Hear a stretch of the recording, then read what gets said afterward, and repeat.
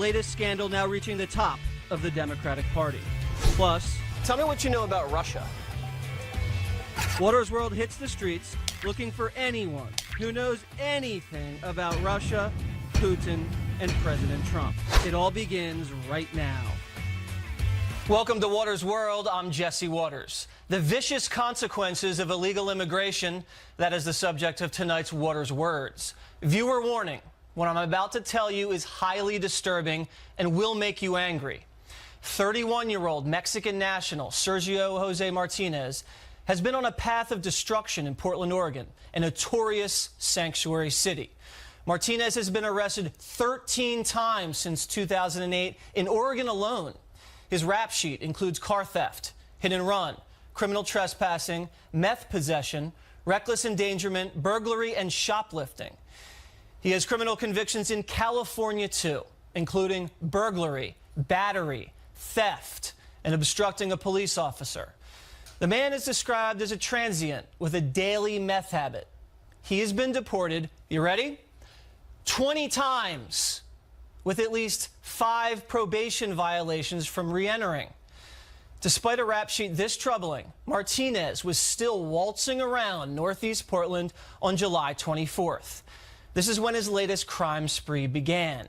Here are the sickening allegations. Martinez, armed with a knife, entered a woman's home through an open window, used scarves and socks to blindfold her, gag her, and tie her up before sexually assaulting her, punching her and slamming her head into the wood floor. Martinez then stole her car in search of a new victim. Then he waited in a dark corner of a parking garage as a woman approached. He threatened to kill her and forced her into her car at knife point. The woman tried to escape, but he tackled her and slammed her head into the ground. Once she screamed, Martinez ran and was caught by police carrying a knife and stolen items from both victims. Martinez was high on meth at the time of the attacks. He's been charged with 13 felonies, including burglary, sodomy, sexual abuse, robbery, and unlawful use of a motor vehicle. He remains in jail with bail set at more than $2 million. An ICE spokesman says that he is, quote, looking into Martinez's cases, which tells me that Portland police haven't even been talking to ICE. Multnomah County Sheriff says the county is not responsible for enforcing federal immigration policy. The Multnomah County Sheriff's Office does not hold persons in jail based upon their immigration status. So apparently authorities in Portland, Oregon and Multnomah County have no problem protecting monsters like this. The sheriff and the Portland mayor should explain to the victims' faces why Martinez was roaming the streets. This is exactly why sanctuary cities should be defunded and Kate's Law should be the law of the land. And that kind of violence is nothing compared to what the MS-13 gangs do. President Trump in my backyard on Long Island, which has become a hotbed for the violent thugs. They kidnap, they extort, they rape, and they rob. They prey on children. They shouldn't be here. They stomp on their victims. They beat them with clubs. They slash them with machetes. And they stab them with knives. They're animals. We will find you. We will arrest you. We will jail you. And we will deport you. The president's visit follows the arrest of more than 170 suspected members of MS-13 in Suffolk County alone since September. Joining me now, Suffolk County Sheriff Vincent DeMarco, who was at the president's speech, and Ali Noorani, Executive Director of the National Immigration Forum and the author of There Goes the Neighborhood. Speaking of There Goes the Neighborhood, tell me what you think, Ali, about what happened in Portland, because that place is a sanctuary city, and this criminal illegal alien felon was deported 20 times and was allowed to have refuge in that city and wreak havoc on innocent victims. What do you have to say about that scene? Well, I mean, first of all, I want to express my admiration for the law enforcement community. We respect, have great admiration, are incredibly grateful for law enforcement officers across the country. That's number one. Number two, I do not, and as an organization, we do not want to live in any sanctuary city. Rather, we want to live in safe cities where a cop on the corner can do their job in terms of serving and protecting the entirety of their community. So somebody like Martinez, they should not be in this nation full stop. They should be removed, and they should never be allowed to return. The challenge is that how do we make sure that the rest of the immigrant community is reporting crimes as they occur? Well, no, that's actually not the challenge. The challenge is preventing a guy who's deported 20 times from coming back. You build the wall, and then when he does come back and he gets popped for a misdemeanor and a felony, you lock him up. And you make sure that if he does get deported, he can't keep sneaking back in. But they don't allow that because these authorities won't even call ICE because they're prohibited from doing that. Sheriff, let me talk to you for a second. President Trump out in Suffolk County today really launching a nationwide crackdown on MS-13. Tell us why it's so important to hunt down these criminals. Well, as you said before, just the brutality of MS-13. They are going up close and personal to the victims with machetes and baseball bats and hacking them up, bashing their brains out of their head with baseball bats. And that's not an exaggeration. That's what we're seeing here on Long Island. We've had 17 victims of MS-13 in a year and a half. It's brutal, it's disgusting, and as President Trump had said, they're animals. They are, and Ali, I mean, they prey on Hispanic Americans. They prey on young, teenage Hispanic Americans in these neighborhoods that don't speak a lot of English, and they're the ones that are the victims of MS-13. So when the president comes out and announces this nationwide crackdown, that has to be something you could support. Am I not being accurate?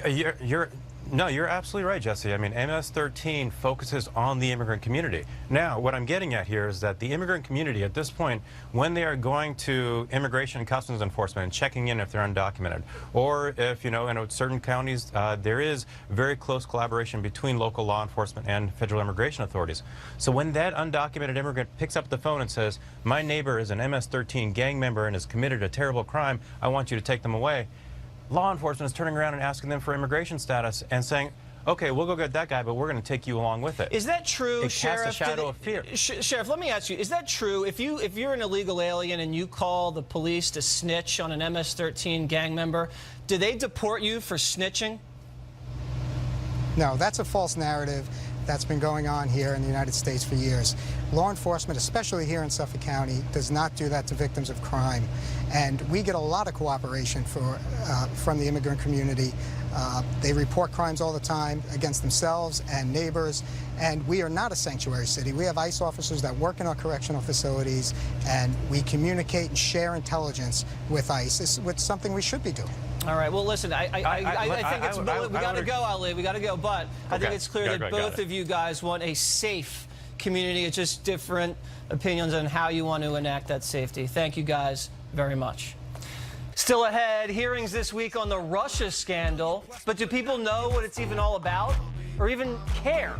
Classic Watters World quiz. And big changes in the West Wing lead to big results. As General John Kelly takes over as White House Chief of Staff, former Trump campaign manager Corey Lewandowski's here with reaction. General Kelly has been a star, done an incredible job thus far, respected by everybody, a great, great American.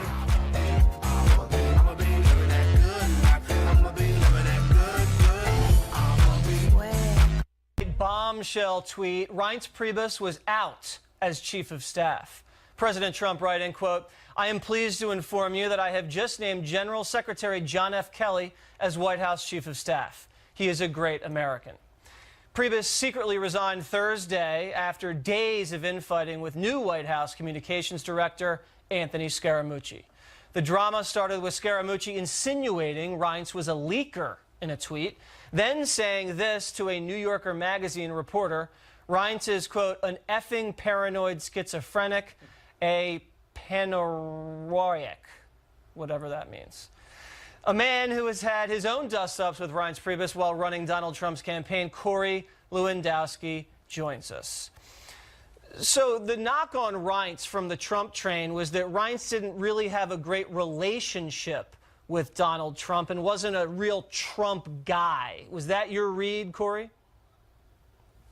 Well, look, Reince wasn't really around for the campaign, to be fair, and he was the chairman of the Republican National Committee, and there were 16 candidates in that field. Donald Trump obviously devastated and destroyed all of them. We know that. But it wasn't until the very end after the convention where we started to see the help from the RNC. And look, I think there were some people, for better or worse, never thought that Reince Priebus was on the train from the beginning, and that's okay. We actually did hear something, we can't confirm it, but maybe you can. Was it after the Hollywood Access tapes came out about the locker room talk, as chair of the RNC, Reince urged Donald Trump to drop out of the race? From what I understand, and I wasn't in the room, but the firsthand accounts are accurate that that decision took place. And that's why it was all the more shocking, 30 days later that Reince was named as the chief of staff. Okay. So he comes in as chief of staff, not a lot of experience in that realm, and was almost kind of tasked with ushering in the legislative agenda. And we know how that went. Obamacare didn't happen, repeal and replace.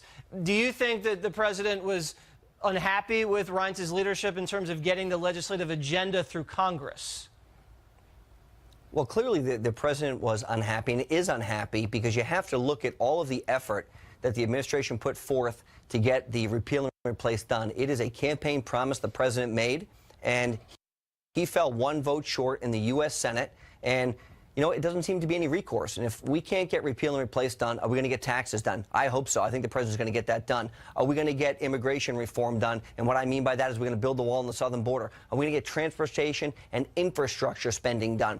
These are the hallmarks of the Trump campaign. And look, Jesse, here's what I know. Yeah. From what I heard, it's time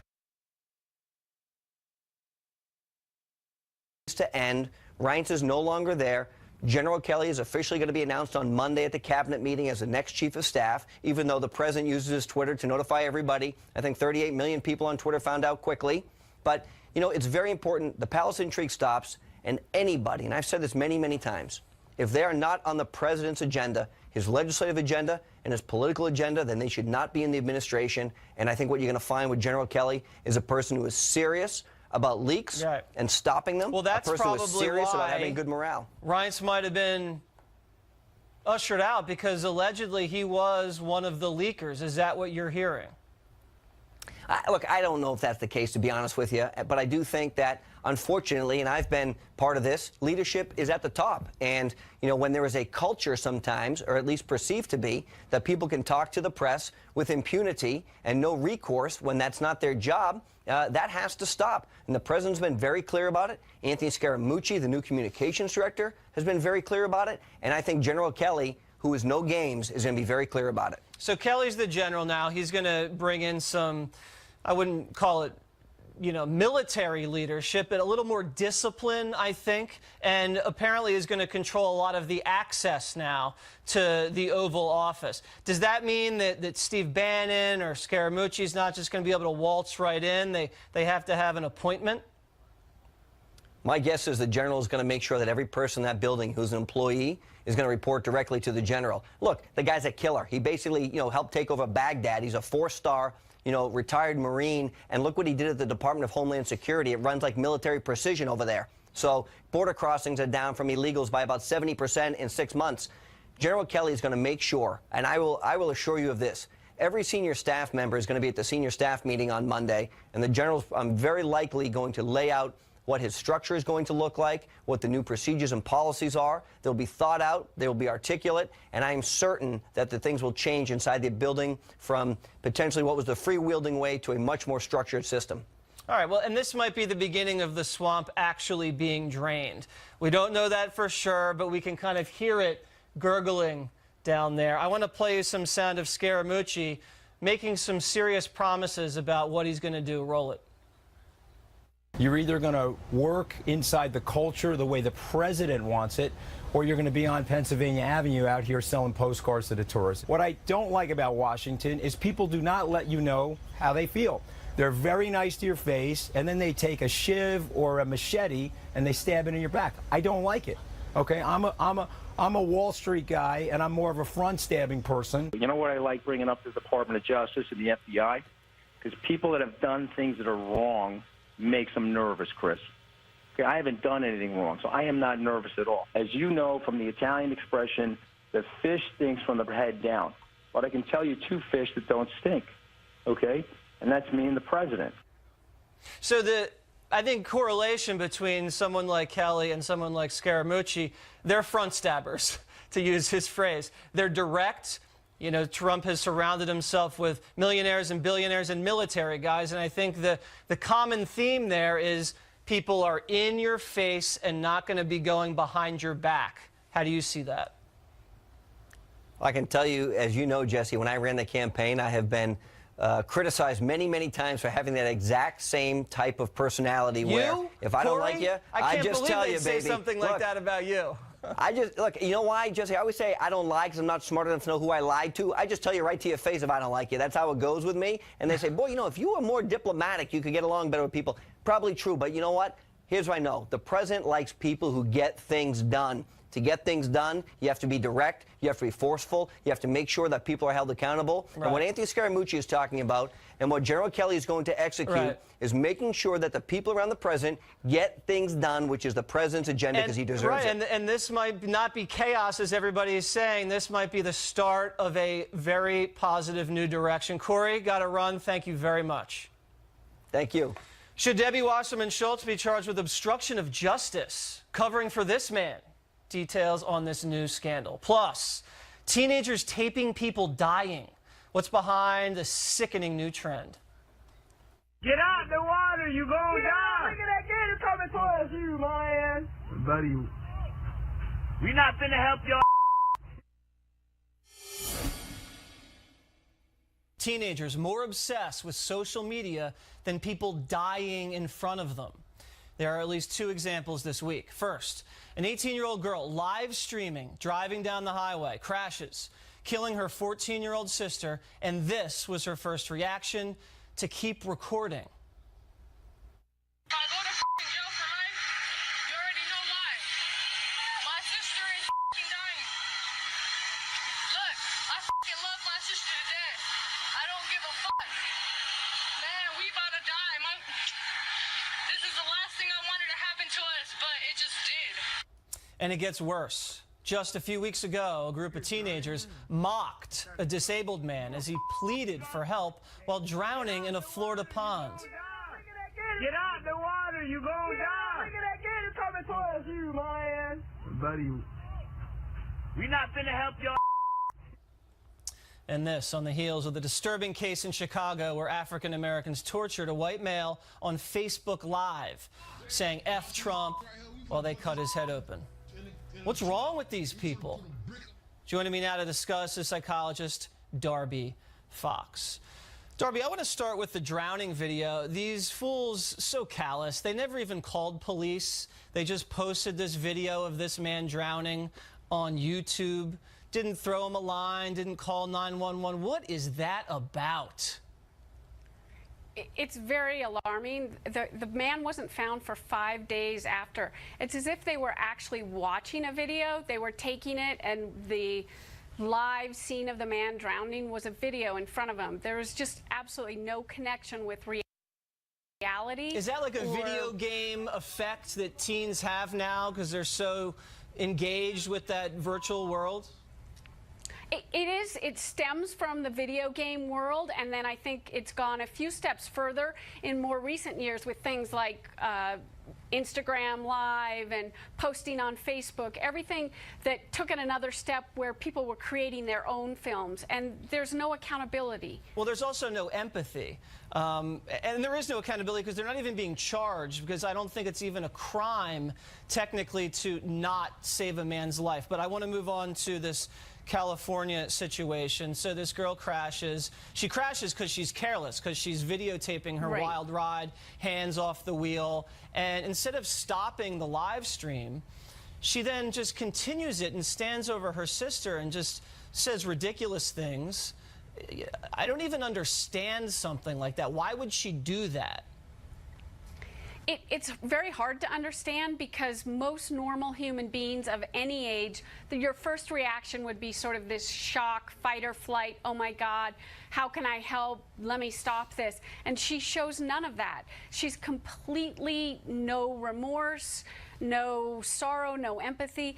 It's 100% detachment. Do you think people were always this disturbed psychologically, or do you think now that the social media has become so apparent that it's just given it a bigger venue for that depravity to spread.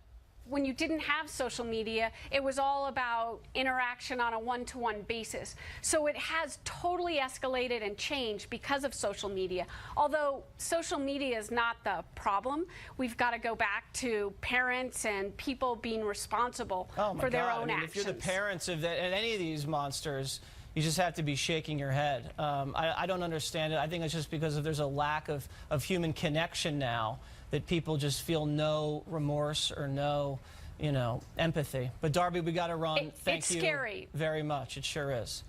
Coming up, it's Navy SEAL versus transgender Navy SEAL as we debate President Trump's new military ban. But first, what do Americans think we should do about the Russian scandal? What should we do about Russia? Take Putin out. To dinner? No.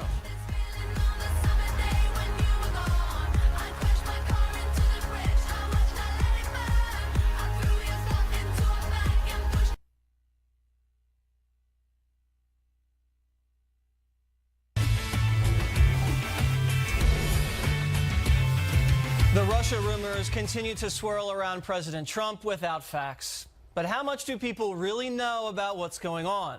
I hit the streets to find out. Tell me what you know about Russia.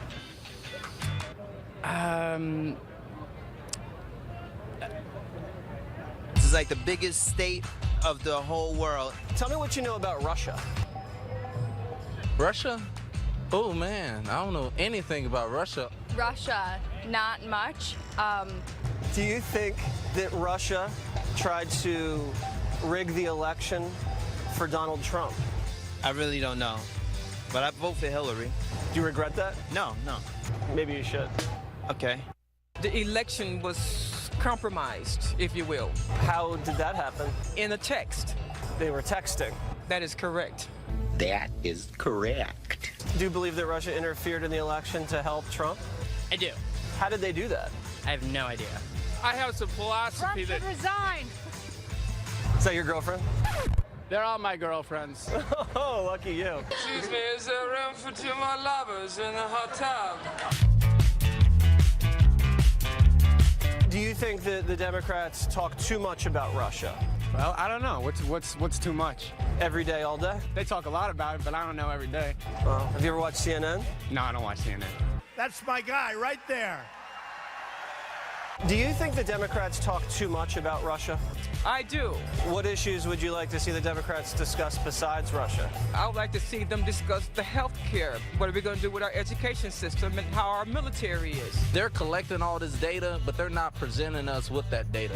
It's like they're gonna take all day just to show us what we want to hear. They don't make sense. Do you think the Democrats talk about Russia too much? Yeah.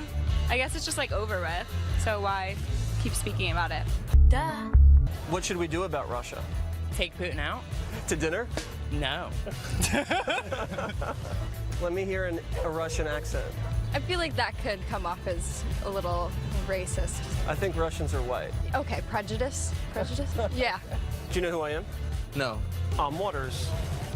Waters? And this is my world. Hey, world. Speaking of scandals, Debbie Wasserman Schultz center stage for the latest one involving the left.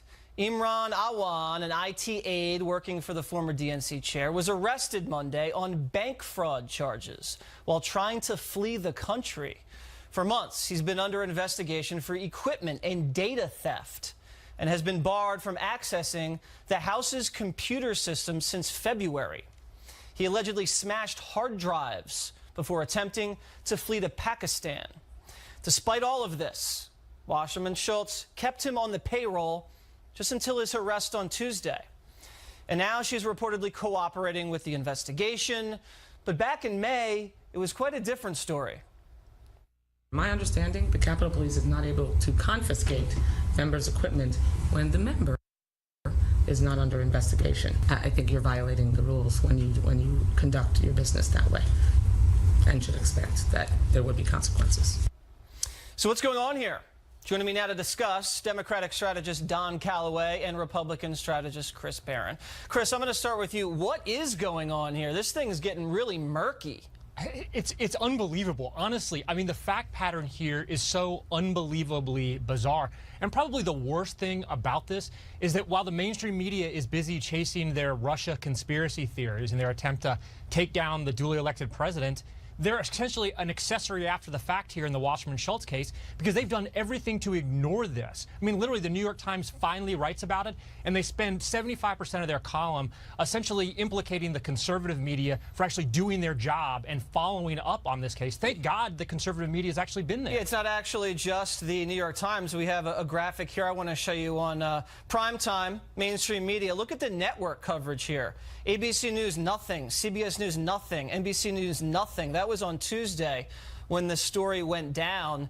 It sounds like they're purposely trying to bury it. Don, if this was a Trump staff member that smashed hard drives and was trying to flee to Russia, per se, don't you think the mainstream media would cover that? I don't know, that's speculative, but I would like to answer the question that you asked Chris, which was what's going on here. Let's be very specific about the facts as we know them. Mr. Amwan allegedly committed bank fraud by applying fraudulently for a home equity line of credit on a residence that was not his primary residence in Virginia. He was detained, he's under supervision now, and he will face the legal proceedings. What we don't have is anything at all tying Debbie Wasserman Schultz to his criminal activity. There are thousands of staffers on Capitol Hill, and their bosses simply can't be accountable for any acts, criminal or non-criminal, that they do in their personal lives. We don't really know exactly the criminal acts because those are still being uncovered. No, apparently he had access to a lot of house hard drives and house laptops. That's correct. And he may have been doing something even more sinister. Listen, Don, I want to show you some video. What we know is what he was indicted for. I know, and I want to show you some reporting that we did here on Fox News. This is Tony Schaefer on Tucker Carlson. This is what he says. There's evidence now that at least one of these brothers was helping her do the Bernie Sanders malevolent activities of trying to manipulate things against him. They actually helped her do things like voice change calls. It looks like a foreign intelligence service may be the recipient of all this, and something called the Muslim Brotherhood. Yeah, so it may start off at bank fraud, but it could go even higher than that. Chris, what do you see this kind of going into? Because this could be much worse than just bank fraud. Absolutely. Look, and with all due respect to my Democratic friend, I mean, the fact is every other member of Congress who this man was employed by fired him when it turned out that he was the subject of a probe. Debbie Wasserman Schultz kept him on payroll. Even after the guy's wife fled the country with their kids and $10,000 in cash, he stopped at the airport after he transfers $300,000 to people in Pakistan, $12,000 in cash. She doesn't fire him until then. And still to this day, like his attorneys are claiming that this is religious profiling. Debbie Wasserman Schultz has claimed it's religious profiling. I would think that with all the talk about the hacks at the DNC, that maybe Debbie Wasserman Schultz would want to get to the bottom of her IT staffer when she was the head of the DNC and what his role might have had. She never handed over the server to the FBI. Don, I'm going to leave you with the last word. We just showed video earlier when she was asked to hand over some computers. She said no and threatened the police with consequences. That sounds a little like obstruction of justice. They brought Trump into obstruction charges. He never threatened anybody with consequences. What do you make of that? Trump has never faced obstruction of justice charges. He's the sitting president. No, I understand, but that's what the left likes to say. Secondly, no, we don't like to say that because it's not true, Jesse. I agree. Secondly, no, it doesn't sound like Congresswoman Wasserman Schultz is engaging in obstruction of justice whatsoever. She makes a good case that the Capitol Police do not have rights to confiscate the sensitive Capitol-owned computer that she has. Again, I am mystified that we're having this discussion. There is zero evidence whatsoever tying Congresswoman Wasserman Schultz to this guy's fraudulent bank loan. It's just not there. There's nothing here. Okay, well, I wish you guys would use the same standard as you did with Donald Trump. Don, but there's something Chris, there. Thank you very much. Thanks, Jeff. The left livid over President Trump's decision to ban transgenders from serving in the military. Coming up, one of those transgender veterans is here to defend her position against a fellow Navy SEAL. And an update on this professor who bullied conservative students. You need to get out. I actually don't. All right. Hey, who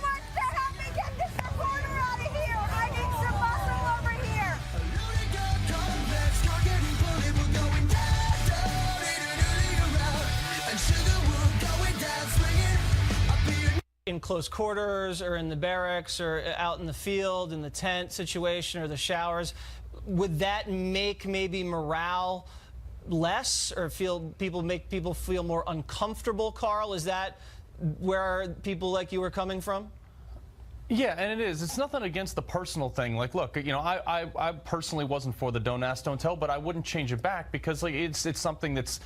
I think that if you want to do what you want to do in your own time, fine. But this transgender thing is an additional amount of accommodations that shouldn't be laid on the backs of the United States military. Again, you're looking at the transgender community has a suicide rate 20 times more prevalent, suicide is, in the transgender community than it is in any other community. And I just don't think that that's a burden that the military should be forced to take on.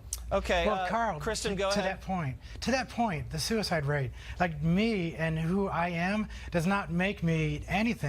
The society and how I'm treated, and if you're treated every day, every second of your life, you're constantly being picked on and poked at and told you're inferior and told you're not equal, and that's what the problem is. The problem is not me, the problem is everyone else, always on you constantly, and always constantly having to prove yourself.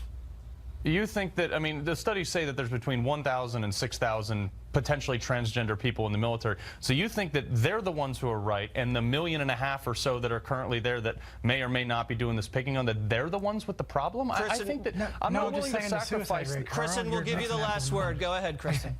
Well, you're mixing apples and oranges right there. The thing is that all those people are constantly on you. This is greater society, not the military.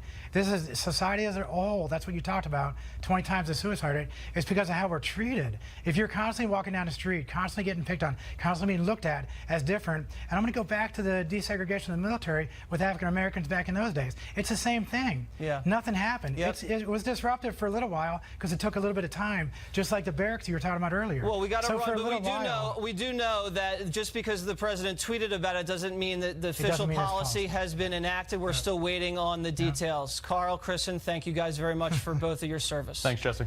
Thanks, Still Carl. to come, find out more about my tan and so much more in our first installment of Ask Watters. And fake news and the mooch in our real news segment up next.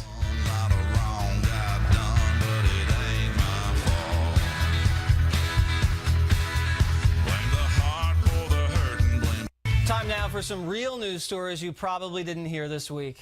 We begin with terrific news for House Majority Whip Steve Scalise. He's been moved to an inpatient rehab facility 6 weeks after being shot at a congressional baseball practice. We wish him well. Kid Rock announcing this week he will register people to vote at his concerts. While still undecided on a Senate run, it looks like the polls are in his favor. Right now, he leads Michigan Democrat Debbie Stabenow by 4 points. Remember these attacks at the University of Missouri a few years back? Don't push me. You need to get out. You need to get out. No, I don't. You need to get out. I actually don't. All right. Hey, who wants to help me get this reporter out of here? I need some muscle over here. Well, Mizzou has finally fired both of those women for harassing student journalists during those Black Lives Matter protests. The president making America work again. Amazon announced it will hire 50,000 new workers on the spot at upcoming job fairs. And Walmart plans to create 1.5 million new jobs. Also, second quarter growth 2.6%, almost doubling the first quarter. Very good number.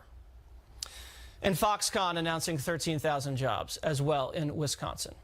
Finally, check out what a shot of caffeine can do. A California Starbucks customer stopping an armed robbery by hitting the suspect with a chair. Good work. There you go. And here's your fake news of the week.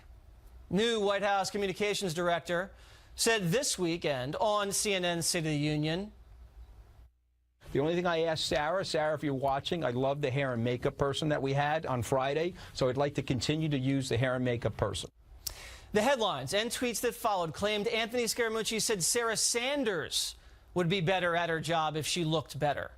But the mooch says that's fake news, tweeting, "For the record, I was referring to my hair and makeup and the fact that I like the makeup artists. I need all the help I can get. Hashtag humor." Up next, my tan, my socks. Find out more about me in our new Ask Watters segment.